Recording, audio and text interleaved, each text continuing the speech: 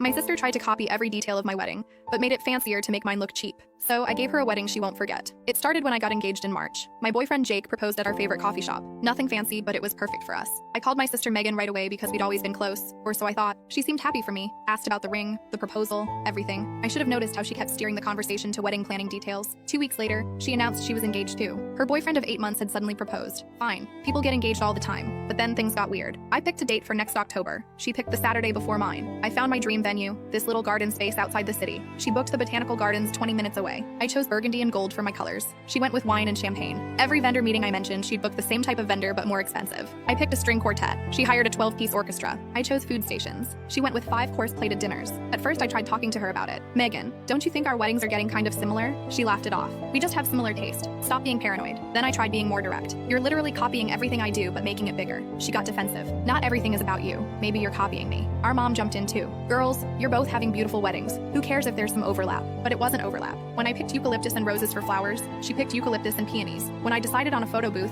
she got a 360 video booth. When I chose navy suits for the groomsmen, she put hers in midnight blue. Every single decision I made, she'd one up within a week. I was crying to Jake about it one night when he said something that changed everything. What if you let her copy fake plans? I stared at him. What do you mean? Change everything last minute. Let her copy stuff you're not actually doing. It was brilliant. I started Operation Fake Wedding immediately. I made a Pinterest board and made sure Megan knew about it. Filled it with stuff I'd never actually want. Told everyone in the family I was switching to a rustic barn theme. Megan suddenly loved barns. Mentioned I found the perfect photographer who did this artistic black and white style. Megan booked a black and white specialist the next week. Raved about this caterer who specialized in fusion cuisine. Megan hired them for her more elaborate fusion menu. Posted about changing my flowers to tropical orchids. Megan ordered $2,000 worth of orchids. The key was making everything sound like upgrades I was really excited about. 3 months before her wedding, which was the week before mine, remember, I executed the final phase. I called vendors I knew she'd been consulting. Hi, just checking you got my sister Megan's final payments? She mentioned she was using you because I recommended you. They'd confirmed she had indeed hired them based on my supposed choices. Then I'd casually mention, oh good, because I actually decided to go in a totally different direction months ago, but she really fell in love with those ideas when I was considering them. The wedding week arrived. Megan had her barn wedding with tropical orchids, black and white photography, fusion cuisine, and a midnight blue and champagne color scheme that made no sense together. She kept asking me the day before her wedding why I wasn't at the barn venue preparing. What barn venue? I asked. You said you switched to a barn. That was 6 months ago when I was brainstorming. I've been planning my real wedding this whole time. Her face went white. But I saw your Pinterest. My decoy Pinterest? Yeah, I made that when I realized you were copying everything. The best part was during her reception when guests kept asking why she'd chosen such random elements that didn't match. Her mother-in-law literally asked why she'd picked a barn when she'd never mentioned liking rustic themes before. Meanwhile, my wedding the next weekend was exactly what I'd originally wanted. Garden venue, burgundy and gold, string quartet, food stations, simple, elegant, actually coherent. Megan couldn't even complain because that would mean admitting she'd been copying me the whole time. She still brings up sometimes how stressful her wedding planning was,